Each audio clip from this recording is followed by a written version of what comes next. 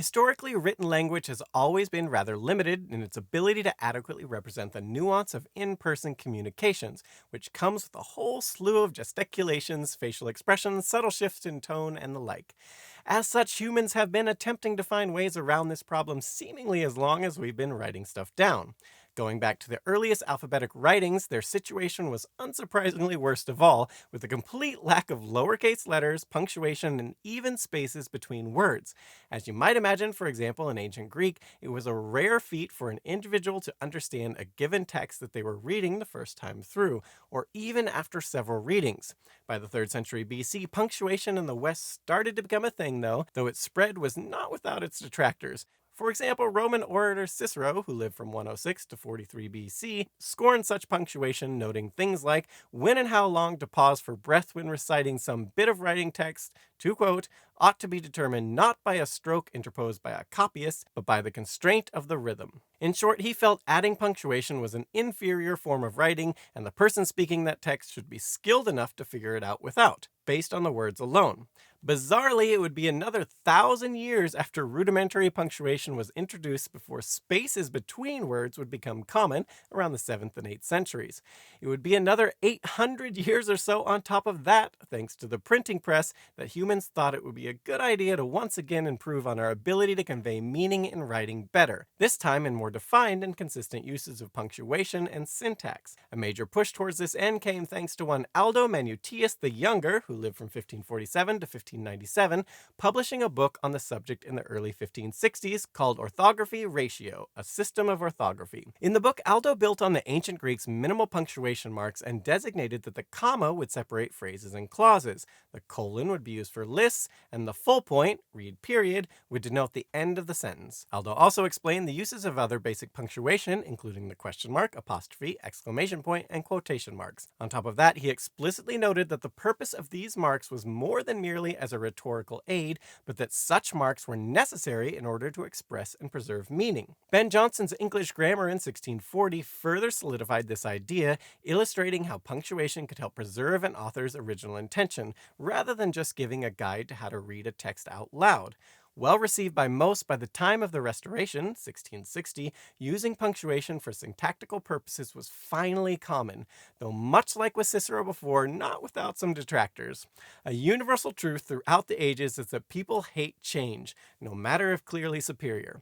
And when talking about anything academic, generally think things are wrong or worse when not the way they were taught growing up, regardless as to whether it's even possible in a given thing for it to be inherently right or wrong. So what does any of this have to do with the emoticon and emoji?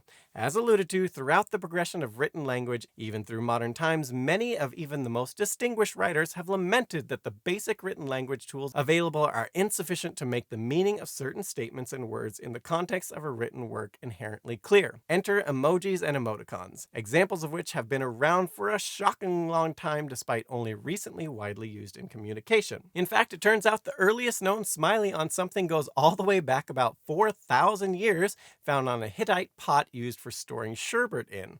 Apparently, drinking said sherbet made the owner of the pot happy, and he or she felt compelled to express that on the pot itself.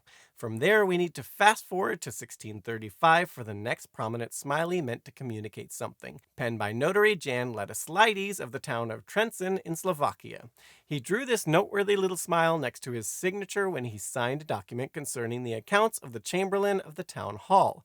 Presumably, this was to enhance his signature's text to indicate he was not just signing off on the document's contents, but very happy with them. The next known instance of a smiley in text occurred in 1648 in a poem by Robert Herrick, The Fortune, which has the lines, "Tumble me down and I will sit upon my ruins smiling yet." If this was intentional and not just a typo, this would make this the first known instance of a sideways smiley in text. Moving on from there, on August 7th, 1862, a New York Times writer also included the following when penning a transcript of a speech by Abraham Lincoln.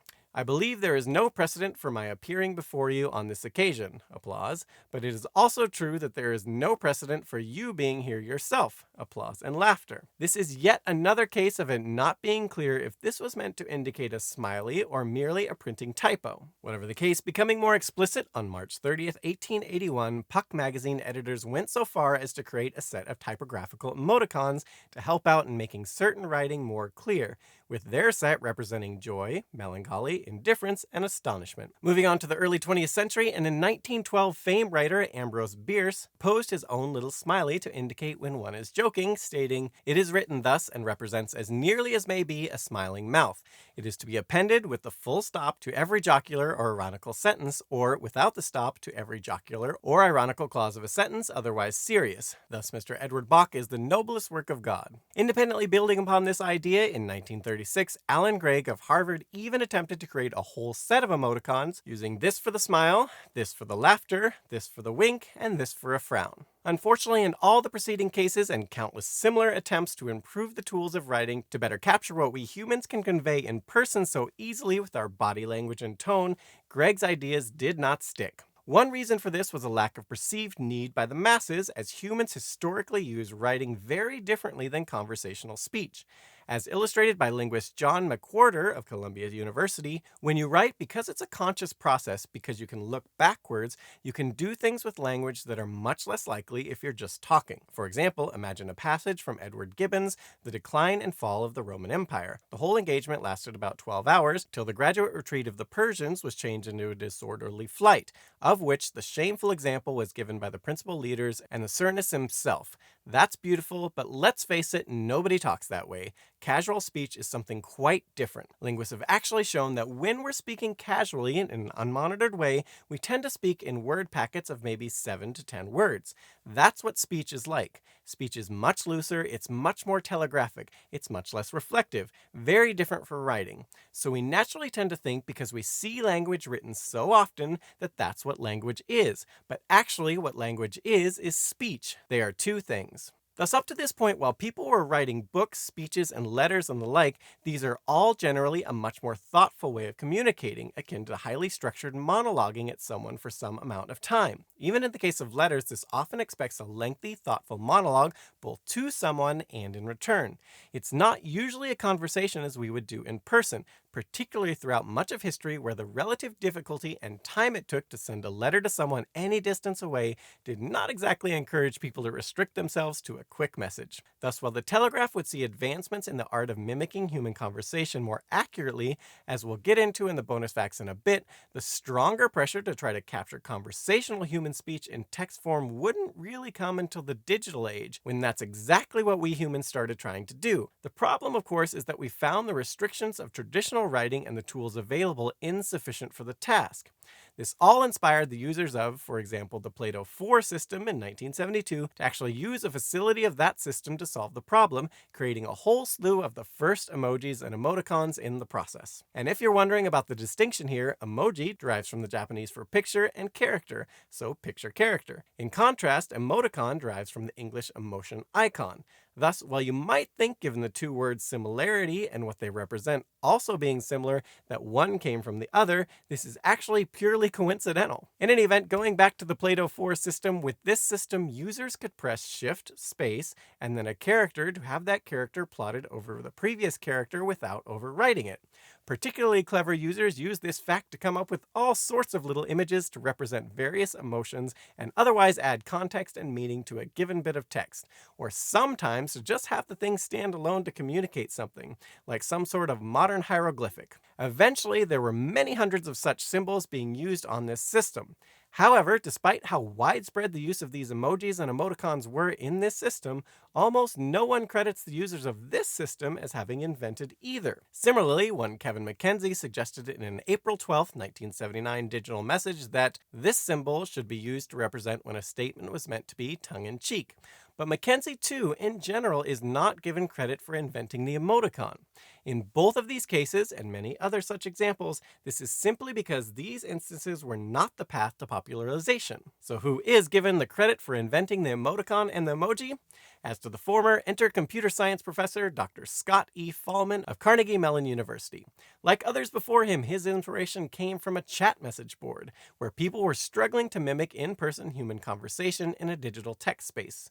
Fahlman explains, the computer science community at Carnegie Mellon was making heavy use of the online bulletin boards, or B-boards. These were a precursor of today's news groups, and they were an important social mechanism in the department, a place where faculty, staff, and students could discuss the weighty matters of the day on an equal footing. Many of the posts were serious, or of a general interest, ranging from politics to abortion to campus parking to keyboard layout, in increasing order of passion. Even in those days, extended flame wars were common. Given the nature of the community, a good many of the posts were humorous or attempted humor. The problem was that if someone made a sarcastic remark, a few readers would fail to get the joke, and each of them would post a lengthy diatribe in response. Soon the original thread of the discussion was buried. Most notable to the topic at hand, one such discussion in September of 1982 was started considering what would happen if the cable broke in the perceived poorly maintained Ween Hall elevators.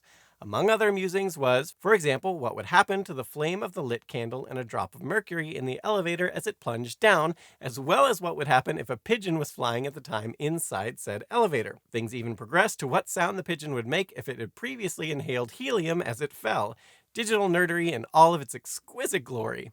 While you might think this whole chat would be very apparently tongue-in-cheek, things changed when on September 16th, 1982, when Howard Gale, referencing the candle and mercury discussion and what would happen after if they tested this in real life, wrote, "Because of a recent physics experiment, the leftmost elevator has been contaminated with mercury. There is also some slight fire damage. Decontamination should be complete by 8 o'clock Friday." This ultimately got misinterpreted by some as being an actual experiment that had happened, rather than just a continuation of the lighthearted musings, as noted by one Neil Swartz the next day, where he writes, "Apparently there has been some confusion about elevators and such. After talking to Rudy, I have discovered that there is no mercury spill in any of the Ween Hall elevators.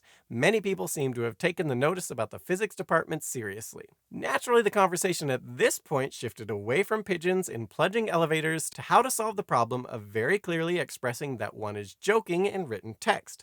One suggestion made by Anthony Stentz was, how about using the star for good jokes and percent for bad jokes? We could even use a star percent for jokes that are so bad they're funny. To which Keith Wright replied, "No, no, no. Surely everyone will agree that the ampersand is the funniest character on the keyboard. It looks funny, like a jolly fat man in convulsion of laughter. It sounds funny. Say it out loud and fast 3 times. I just know if I could get my nose into the vacuum of the CRT, it would even smell funny." Leonard Hamey then appeared to be the first in this discussion to think of trying to match symbols on the keyboard with human faces, stating, "I think that the joke character should be the sequence 2 curly brackets with the number sign inside, because it looks like 2 lips with teeth showing between them. This is the expected result if someone actually laughs their head off. An obvious abbreviation of the sequence would be the hash character itself, which can also be read as the sharp character and suggest a quality which may be lacking in those too obtuse to appreciate the joke." Building on this idea, but without the subtle irony, on September 19th at 11:44 a.m., Fallman quickly wrote a comment that would finally, after literally thousands of years of certain humans lamenting this problem, spur us to come up with a near universally accepted solution. Unfortunately for Fallman, one of the world's leading minds in artificial intelligence, he did not know history would forever remember him for this comment, and has since lamented he didn't even bother to proofread it, let alone attempt to sound remotely eloquent. His comment was, "I propose that the following character sequence for joke markers. Read it sideways. Actually, it is probably more economical to mark the things that are not jokes given current trends. For this, use..." People on the Carnegie boards quickly picked this sideways smiley and frowny face up, and within 24 hours had also expanded on it, adding this symbol to indicate an alternate for a non-joke. From there, one of the early examples of the sideways smiley being used without explanation can be found in a discussion of aliens holding power tools, written by one Guy Jacobson in the post titled "Holding a Chainsaw." He asked, "Does anyone have a picture of R2-D2 holding a seed auger in text format? Or how about a rendering of Yoda with a lathe for use with NROF? Any pointers to digitize images of short, cute aliens holding power tools would be greatly appreciated." Spreading beyond universities within a couple months, one James Morris, in a message titled "Communication Breakthrough," written to the staff at Fame Research Lab Xerox PARC, stated, "Because you can't see the person who is sending you electronic mail, you are sometimes uncertain whether they are serious or joking. Recently, Scott Fallman of CMU devised a scheme for annotating one's messages to overcome this problem. If you turn your head sideways to look at the 3 characters, they look sort of like a smiling face. Thus, if someone sends you a message that says, 'Have you stopped beating your wife?' you know they are joking. If they say, 'I need to talk to you,' be prepared for trouble. It's at this point we feel it's worth explicitly pointing out that yes, the path to emoticons becoming popular did not come through so-called illiterate teenagers, but came from and were popularized by some of the world's leading academic minds. In any event, this notation likewise spread through the ARPANET, among other systems, with others along the way coming up with a number of other emoticons to further expand the range of ways to enhance written text. Fast forwarding to the 1990s, and some were even going so far as to develop actual picture versions of emoticons instead of just using symbols on the keyboard, more or less going back to what users of the PLATO 4 had long before been doing, but using defined picture fonts this time.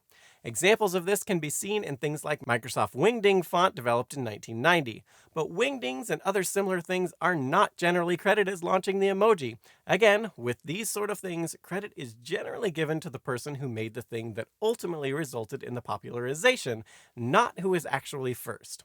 This could not be better illustrated by the fact that a set of 90 emojis were included with the release of the J phone on November the 1st, 1997. However, this set of emojis is not generally considered to be where the emoji originated either, primarily because the J phone at this point was outside of the price range most could afford and thus did not bring emojis to the masses. For that, we turn to a worker at the telecommunications company NTT Docomo, Shigetaka Kurita. A year after the J-phone emoji set, in 1998, Kurita was tasked with creating a set of pictures to sum up various emotions and ideas for the NTT Docomo's iMode mobile internet system. Beyond aiding in conversational clarity, in this system, when sending messages, you only had a maximum of 250 characters to work with, making emojis even more handy for concisely expressing ideas. And so it was that in a mere 5 weeks, Kurita came up with 176 12 by 12 pixel emojis. As for his inspirations, he stated, both emoji and kanji, Chinese characters used in the Japanese writing system, are ideograms, but I did not find inspiration for designing emoji in the kanji. In creating emojis, I found inspiration in pictograms, manga, and all sorts of other sources. When the emojis were released with the system in 1999, they proved to be extremely popular and were quickly copied by other companies around Japan and then beyond. Since then, both emojis and emoticons have been providing an essential and ever-expanding tool to enhance our written language communication, which today, at least when talking distance communication, has come to dominate the way we talk to one another. For example, texting alone accounts for approximately 5 times as many messages between people compared to phone calls, and when adding in email and social media posts, which also frequently uses emoticons and emojis, the numbers skew even further. Similar to Cicero lamenting early examples of punctuation, this marked shift in the way we communicate textually has been much to the chagrin of many, sometimes condemned along with the so-called chatspeak as a sign of the degradation of written language. For example, among other arguments we read against the use of emojis was that the likes of the supposed pinnacle of masters of written language, Shakespeare, didn't need emojis to convey subtle meaning. To which we feel compelled to point out here that there are literally master's level college classes offered at various universities to help people understand what the hell Shakespeare was talking about half the time. And even in his own era, where more of it would have been inherently understood, Shakespeare was getting to rely on the actors on the stage making the more subtle meaning clearer by their presentation. And don't even get us started on Shakespeare's occasional lack of consistent spelling and punctuation, those two things not really being standardized at the time. On a related note, for those still thinking Shakespeare was representative of all things refined and upper class, we feel further compelled to point them to our Today I Found Out video on how far back a modern English speaker could go and still understand people speaking English, where we outline why it's likely Shakespeare and his actors sounded not like posh British English speakers today, but like Hollywood pirates. Not just in accent, but the body nature of a lot of what they were saying too. In the end, as Harvard linguist Steven Pinker sums up of emojis and emoticons, as with many of our punctuation symbols, like a question mark or an exclamation point, emojis are there to convey some communicative force that would not be obvious just from the arrangement of words on the page. What the smiley in particular does, mainly conveying irony or levity, is often crucially important in getting a message across, because irony is often undetected. A gifted wordsmith can make it clear that something is intended in jest. However, if it is not hitting the reader over the head with unsubtle irony, if there is any attempt at wit, indirectness, then the readers might find it going over their heads. In the cases where there's that danger, the smiley face makes it clear. I'm telling a joke. When expanded to talk about the combination of emojis, emoticons, and general chat speak, the aforementioned Columbia University linguist John McWhorter, rather than lamenting it, goes even further, expressing how revolutionary this is to written communication. He states, "What texting is, despite the fact that it involves the brute mechanisms of something that we call writing, is fingered speech. That's what texting is. Now we can write the way we talk. It's easy to think that it represents some sort of decline. We see this general bagginess of the structure, the lack of concern with rules, and the way we're used to learning on the blackboard, and so we think that something has gone wrong. But the fact of the matter is that what is going on is a kind of emergent complexity. In this new kind of language, there is a new structure coming up. We're seeing a whole new way of writing that young people are developing, which they're using alongside their ordinary writing skills. And that means they're able to do two things. Increasing evidence is that being bilingual is cognitively beneficial. That's certainly true of being bidialectal in terms of your writing. And so texting actually is evidence of a balancing act that young people are using today. Not consciously, of course, but it's an expansion of their linguistic repertoire. It's very simple. If somebody from 1973 looked at what was on a dormitory message board in 1993, the slang would have changed a little bit since the era of love story. But they would understand what was on the message board. Take that person from 1993 and read a very typical text written by a 20-year-old today. Often they would have no idea what half of it meant because a whole new language has developed among our young people doing something as mundane as what it looks like to us when they're batting around on their little devices. If I could go into the future, if I could go into 2033, I'd ask, please show me a sheaf of text written by 16-year-old girls, because I would want to know where this language had developed since our times. And ideally, I would then send them back to you and me now so we could examine this linguistic miracle happening right under our noses. How about a bonus fact? Speaking of chatspeak, it turns out it's been around a lot longer than cell phones and computers. Exhibit A, telegraph operators and Morse code. Given this form of communication did lend itself to quick messages, not the least of which because long messages were more expensive, such operators had a number of what we might describe as primitive emoticons in beep form, and firmly embraced the concept of what would in modern times become chatspeak. For example, rather than sending the full word, yesterday, users of telegraph operator Walter P. Phillips' eventually popular Phillips code, created in 1879, would simply send the code for the letters YA, or instead of tomorrow, they'd simply send TW. Interestingly enough, there was even a shorthand for something that sounds like it would come from a modern gaming chat. Instantly killed. IK. As for the Morse code equivalent of emoticons, we have such things as the number 73, and later switched to 88, which represented love and kisses. Also of note is some of Phillips' code is still commonly used today, such as POTUS and SCOTUS, President of the United States and Supreme Court of the United States, respectively.